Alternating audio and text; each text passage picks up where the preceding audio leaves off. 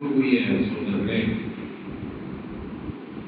இன்று ஓதப்பட்ட வசனங்கள் சூரத்து ஷுஆரா என்கின்ற அத்தியாயத்தினுடைய சில பக்கங்கள் ஓதப்பட்டது.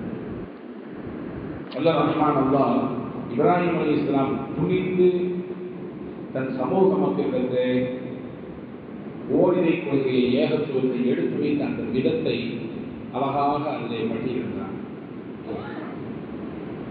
ஹஜ்ரத் இப்ராஹிம் அலைஹிஸ்ஸலாம் கேட்ட கேள்வி, வத்லு அலைஹிம் நபஅ இப்ராஹீம் இஸ் கால லிஅபீஹி வ கௌமிஹி மா தஅபுதூன் காலூ நஅபுது அஸ்னாமன் ஃபனதல்லு லஹா ஆகிபீன். உங்களுக்கெல்லாம் வழிபாடு செய்வதற்கு எதை நீங்கள் வணங்குறீங்க, எதை நீங்கள் உங்களுடைய கடவுளாக எடுத்துக்கிறீர்கள் அப்படின்னு கேட்டவொன்னே அவங்க சொன்னாங்க, நாங்கள் கற்களை சிலைகளை வணங்கி கொண்டிருக்கிறோம். இப்போ இப்ராஹிம் அலைஹிஸ்ஸலாம் கேட்குறாங்க, قال هل يسمعونكم إذ تدعون أو ينفعونكم أو يضرون. என்ன உங்களின் சிரமத்தின் சமயத்திலே நீங்கள் அந்த இடத்திலே போய் சொன்னால் உங்கள் சிரமத்தை காது கொடுத்து கேட்கவா செய்வது? உங்களுக்கு ஏதாவது நன்மையை தருமா, அல்லது உங்களுக்கு வர இருக்கக்கூடிய தீமையை உங்களுக்கு வர இருக்கக்கூடிய ஆபத்துகளை அது தடுக்குமா? இப்படி நீங்கள் இருக்கிறீங்களே அப்படின்னு சொல்லிட்டு, இறைவன் என்றால் அவனுக்கான தன்மைகள் என்ன என்பதையும் அடுத்தடுத்த வசனங்களை சொல்றாங்க. காலு பல் வஜ்தனா ஆபானா கதாலிகே ஃபாலும் கால அஃபரைத்தும் மா குன்தும் தஅபுதூன் அன்தும் வ ஆபாஉக்கும் அக்தமூன் ஃபஇன்னஹும் அதுவுன் லீ இல்லா ரப்பல் ஆலமீன். நீங்கள் வணங்கக்கூடிய இந்த அனைத்து கற்களும் சிலைகளும் எல்லாம் எனக்கு எதிரானதுதான். இல்லா ரப்பல் ஆலமீன், ரப்புல் ஆலமீன் அல்லாஹ்வை தவிர. அவன் யார்? எனக்கும் அவனுக்குமான தொடர்பு என்ன?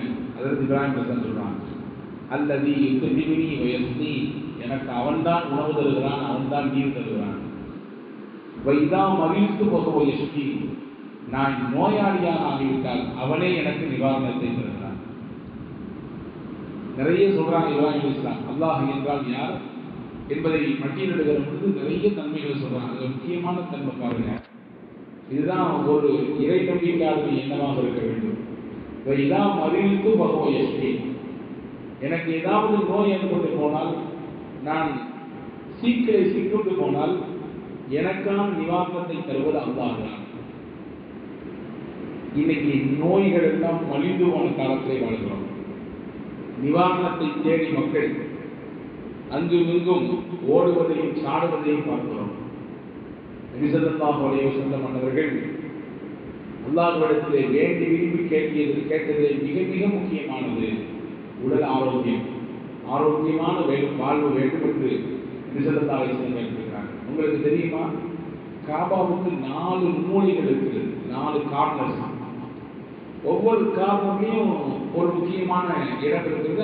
அந்த குறிப்பிட்ட பகுதிக்கு வரும்பொழுது சில முக்கியமான துவாக்களை சொல்லியிருந்தார்கள் பெருமானார். அதில் ஹஜ்ருல் அஸ்வத் கல் எந்த ஓரத்தில் இருக்கிறதோ அந்த ஓரத்துக்கு முந்தின ஓரம், அந்த மூளைக்கு முந்தின மூளை, அதற்கு பெயர் ருக்னே யமானி என்று சொல்வார்கள். யமன் தேசத்தினுடைய மூளை. அந்த ருக்னே யமானி என்ற அந்த கார்னர் இருந்து ஹஜ்ருல் அஸ்வத் கல் வரைக்கும், அந்த கார்னர் வர்ற வரைக்கும் குறிப்பிட்ட ஒரு துவாவை தான் எல்லா சுத்துகளிலும் ஓத வேண்டும். மற்ற மூளைகளெல்லாம் நீ என்ன துவாலும் ஓதிக்கலாம். குறிப்பாக 3ஆம் கலிமாவது சொல்லுவாங்க. ஒவ்வொரு சுற்றுக்கு தனித்தனி துவாக்களை நபி ஸல்லல்லாஹு அலைஹி வஸல்லம் கற்றுக் கொடுத்திருக்காங்க. ஆனால் எத்தனை தவாப் செய்தாலும், எத்தனை சுத்துக்கள் நீங்கள் சுற்றி வந்தாலும், அந்த குறிப்பிட்ட பகுதியில் மட்டும் ஒரு துவா தான் மீண்டும் ஓதணும்.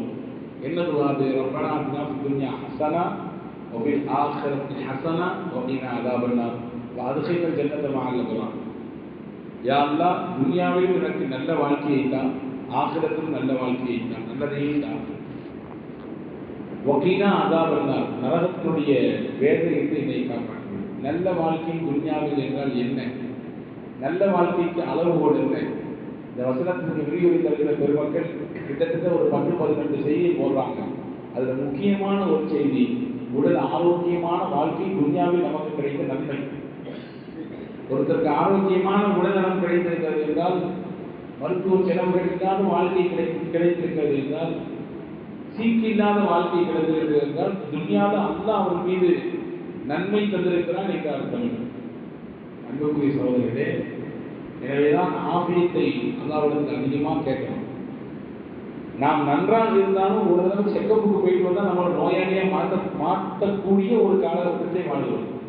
உங்களுக்கு என்ன பிரச்சனை? நல்லா தான் இருக்கிறேன், நல்லா தான் இருக்குங்களா, ஒரே ஒரு மாதம் செக்கப் பண்ணிட்டு வாங்க, நீங்கள் நாளையிலிருந்து நோயாளியாக இருக்கீங்க அப்படின்ற மாதிரி சொல்லிட்டு இருக்குது வச்சுக்கோங்க இல்லையா? அபூதர் கிஃபாரின்னு ஒரு சஹாபி இருந்தாங்க. அவங்கள ரசூலுல்லாஹி ஸல்லல்லாஹு அலைஹி வஸல்லம் ரொம்ப அவர்களை போட்டி புகழ்ந்து பேசியிருக்கிறார்கள். ஒரு நாள் வழியை கொண்டு வருவதற்காக வேண்டி ஜிப்ரீல் அலைஹிஸ்ஸலாம் வந்தாங்க. ரசூலுல்லாஹ் கூட மஸ்ஜித் நபவியில ஒரு திண்ணையில ஓரத்தில் உட்கார்ந்து பேசிட்டு இருக்கிறாங்க. அப்படி பேசிட்டு இருக்கும்பொழுது அந்த வழியாக கண் பார்வை படும் இடத்துல அப்படி கிடக்குறாங்க. யாரு? அபூதர் கிஃபாரி. இந்த அபூதர் கிஃபாரி ரலியல்லாஹு அன்ஹு யாருன்னு கேட்டா, உண்மையிலே அவருடைய பேர் ஜுந்துப் பின் ஜுனாதா. இதுதான் அவங்க அப்பா அம்மா வச்ச பேர் வச்சுக்கலேன். ஆனா எல்லா ரசூலுல்லாஹ் செல்லமான எல்லாரும் கூப்பிடுறது அறிமுகமான பேரு அபூதர். வீட்டில் ஒரு பேர் வச்சிருப்பாங்க, ஆனா ஊர்ல ஒரு பேர்ல கூப்பிடுவாங்க இல்லையா? அவருக்கு அப்துல் காதர் பேர் வச்சிருவாங்க, ஆனா ஊர்ல எல்லாரும் சின்னப்பான்னு கூடுவாங்க. அந்த பேர் தான் பிரபலமா இருக்கும். அப்துல் காதர் பாய் தெரியுமா? அப்துல் காதர் யாரு அப்படி முடிக்கிற மாதிரி இருக்கும் இல்லையா? இந்த மாதிரி ஜுந்துப் பின் ஜுனாதாங்கிறது அவருடைய இயற்பெயர். சஹாபாக்கள் ரசூல் ஸல்லல்லாஹு அலைஹி வஸல்லம் வச்சு கூப்பிடுற செல்ல பேர் தான் அபூதர். அபூதர் தான் பல ஹதீஸ்கள் அறிவிப்புகள் வந்திருக்கு. அந்த பேர் தான் வந்திருக்கு. பேசிக்கிட்டே இருக்கிறாங்க ஜிப்ரீல் அலைஹிஸ்ஸலாம் ரசூலுல்லாஹும். பேச்சை இடையில நிறுத்தி ஜிப்ரீல் அலைஹிஸ்ஸலாம் ரசூலுல்லாஹ்ட்ட கூப்பிடுறாங்க, யா ரசூலுல்லாஹ், உங்க தோழர் அபூதர் கிஃபாரி வர்றாரு பாருங்க அப்படின்னு. யார் தான் அறிமுகப்படுத்தி வைக்கணும்? நபி தான் ஜிப்ரீல் சொல்லி தரணும். ஏன்னா ஜிப்ரீல் தான் இப்போ வந்திருக்காங்க புதுசா. தன் தோழரை குறித்து நான் தான் அனுபவம் செய்து கொடுக்க வேண்டும். ஆனா ஜிப்ரீல் அலைஹிஸ்ஸலாம் ரசூலுல்லாஹ் சொல்றாங்க, அபூதர் ரலியல்லாஹு வர்றாரு பாருங்க அப்படின்னு. ரசூலுல்லாஹ் கேட்டாங்க, அபூதர் தாரிஃபு அபூதர், அபூதரை உங்களுக்கு தெரியுமா முன்னாடியே? என்ன கேட்டீங்க எப்படி நபியே? உங்கள் வட்டத்திலே அவர் பிரபலமாக இருப்பதை விட மலக்குகளான எங்கள் வட்டத்தில் ரொம்ப பிரபலம், ரொம்ப மஷூரான மனுஷன். அது எல்லாத்துக்கும் தெரியும். அவர் மலக்குகளுக்கு அப்படியா? எல்லாத்துக்கும் தெரியுமா? ஆமா, எல்லாத்துக்கும் தெரியும். அப்படின்னு பேச்சு போகுது. இறுதிய வகையெல்லாம் கொடுத்து ஜிப்ரீல் போயிடுறாங்க. போன பின்னாடி அதற்கு ரசூலுல்லாஹி ஸல்லல்லாஹு அலைஹி வஸல்லம் அபூதர் கிஃபாரியை கூப்பிட்டாங்க. ஒரு தள்ளி இருந்தாங்க. கூப்பிட்டு கேட்டாங்க, அபூதர், நான் உட்காந்து பேசிட்டு இருந்தேன் பார்த்தீங்களா? பார்த்தேன், போகும்போது பார்த்தேன். ஒருத்தர் உட்கார்ந்தாரு. ஆமா, நான் யாரோட பேசிட்டு இருந்தேன் தெரியுமா? தெரியுமா எனக்கு அப்படின்னாரு. யாரு? ஜிப்ரீல் அலைஹிஸ்ஸலாம் தானே அப்படின்னாரு. ஜிப்ரீல் அலைஹிஸ்ஸலாம் தானே பேசிட்டு இருந்தீங்க? ஆமா. யாரை பற்றி பேசிட்டு தெரியுமா? அது தெரியாது. உங்களை பற்றி தானே பேசிட்டு இருந்தேன் நான் சொன்னேன். உங்களை பற்றி தான் பேச்சு ஓடிட்டு இருந்துச்சு. அப்படியா? என்ன இப்படி தான் பேசுறீங்க அப்படின்னு சொல்லி கேட்டு அது அபூதர் ரலியல்லாஹு கேட்டாங்க, என்ன ரசூலுல்லாஹ் பேசுறீங்க, என்ன செய்தி சொல்லுங்க. அப்புறம் ரசூலுல்லாஹ் சொன்னாங்க, மனிதர்களாகிய நம்முடைய வட்டத்தை விட மலக்குகளான அல்லாஹ்வுடைய வட்டத்தில் நீங்க ரொம்ப பிரபலமான ஆளாம, அப்படி பிரபலமாகிறதுக்கு என்ன காரியம் செஞ்சீங்க அப்படின்னீங்க அப்படின்னு கேட்ட பொழுது அதற்கு அபூதர் கிஃபாரி ரலியல்லாஹு சொன்னாங்க, நான் ஒரு முக்கியமான துஆ ஓதுறேன். அல்லாஹ்விடத்திலே நான் எந்த நாளும் மறப்பதே இல்லை, அதை நான் ஓதி விடுவேன். அல்லாஹ்வா எனக்கு கற்றுத் தந்தது, நான் ஓதுறேன் அப்படின்னு சொல்லிட்டு ஓதலாம். நம்ம ஒவ்வொரு நாளும் காலைல ஃபஜ்ர்ல அந்த துஆ ஓதுறோம். அல்லாஹும்ம இன்னி அஸ்அலுக்கல் ஈமானன் தாயிமா வ கல்பன் காஷிஆ என்று தொடங்கக்கூடிய அந்த துஆ. ஒரு 10 விஷயத்தை நான் அல்லாஹ்விடத்திலே கேட்கிறேன் என்று சொன்னாங்க. அந்த 10ல முதல் 5க்கு பின்னால் அடுத்த 5 விஷயங்கள் என்ன தெரியுமா? அல்லாஹ்ட்ட கேட்கிறாங்க அபூதர் ரலியல்லாஹு, அல்லாஹும்ம இன்னி அஸ்அலுக தமாமல் ஆஃபியா வ அஸ்அலுக தவாமல் ஆஃபியா வ அஸ்அலுக ஷுக்ர அலல் ஆஃபியா வ அஸ்அலுக லினானியா.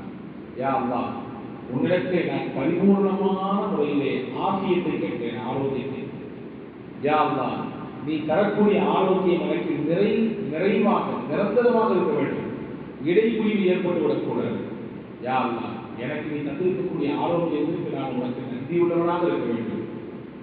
யா அல்லாஹ், நான் கடைசி வரை என் உடலாலோ பொருளாலோ நான் யாருக்கும் பாரமாகி விடக்கூடாது. என் கடைசி காலம் வரைய உடலாலும் பாரமாயிடக்கூடாது. படுக்கையில படுத்து அடுத்தவர்களுடைய உதவியினால்தான் இவர் அடுத்த நிமிடங்களை திறக்க வேண்டும். இந்த நிலையும் வந்துடக்கூடாது. பொருளாதாரத்திலையும் ஒன்றை தாண்டி அது யாருடைய வீட்டு வாசலுக்கு போயிடக்கூடாது, யாருடைய கையெழுத்தக்கூடாது. இதை எனக்கு நீ கொடு என்று அதற்கு ரசூலுல்லாஹி அபூதர் சொன்னாங்க, இதனால தான் ஓதுறேன், இது டெய்லி ஓதுறேன்.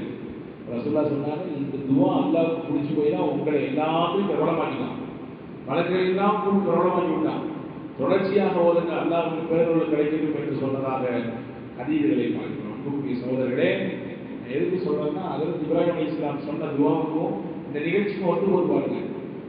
அல்லாஹ் தரக்கூடிய ஷிஃபா என்பது எவ்வளவு பெருசு, எவ்வளவு ஒரு முக்கியத்துவம் வாய்ந்தது, அதுவும் இந்த காலகட்டத்தில். எனவே ஆரோக்கியமான நல்வாழ்வு அல்லாஹ்விடத்தில் கேட்பதையும், நோய்களை எல்லாம் விட்டு ஒதுக்கி வாழக்கூடிய மனநிறைவான நல்வாழ்வை அதிகமாக கேட்பதையும் இந்த காலத்தில் நாம் அதிகமாக கையில் எடுத்துக் கொள்ள வேண்டும். காரணம், சுற்றி இருக்கக்கூடிய அனைத்தும் நாம் நோயாளியாக இல்லாவிட்டாலும் கூட நோயாளியாக நம்மை உருவாக்கக்கூடிய சூழலில் தான் இருக்கிறது. வல்ல அல்லாஹ் நிறைவான நல்வாழ்வை உங்கள் அனைவர்களுக்கும் நமக்கு